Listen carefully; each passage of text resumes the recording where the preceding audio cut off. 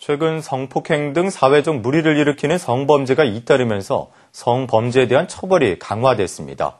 친고죄 폐지로 피해자의 고소 없이도 가해자 처벌이 가능해졌고 술을 마신 뒤에 실수라고 주장해도 감경 사유가 되지 않게 됐습니다.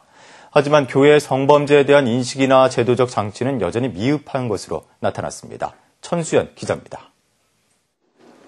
지난 19일부터 시행된 성범죄 관련 개정 법률에서 가장 눈에 띄는 점은 친고죄 조항의 폐지입니다. 피해자의 고소나 합의 여하에 상관없이 성범죄 가해자에 대해 수사와 처벌이 이루어지는 무관용의 원칙이 적용됩니다. 친고죄 조항이 60년 만에 폐지되면서 교계 여성단체와 시민운동단체들은 성범죄에 대한 경각심을 일깨우는 기회가 될 것으로 기대하고 있습니다. 특히 목회자에 의한 교회 내 성범죄의 경우 관련 고소율이 높아질 것으로 내다봤습니다.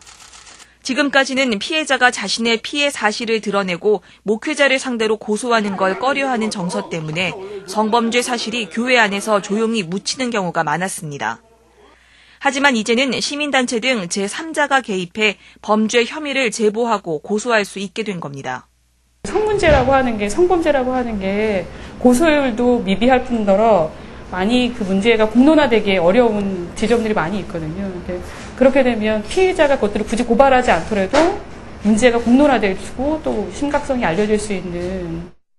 사회법에 의한 가해자 처벌의 문은 넓어졌지만 그것만으로는 교회 내 성범죄 근절에 한계가 있습니다. 성범죄 인식이 교회 안에서는 여전히 미흡하기 때문입니다. 성범죄가 드러나도 제 식구 감싸기에 급급한 데다 엄격한 치리나 예방 교육을 실시하는 교단이 없어 이를 전담할 별도의 기구가 마련돼야 한다는 지적입니다.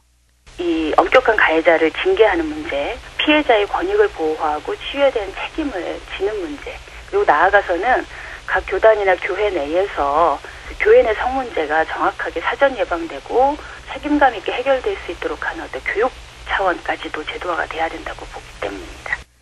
성범죄에 대한 사회적 처벌이 강화되는 가운데 교회의 제도적 뒷받침이 이어져야 한다는 목소리가 높습니다.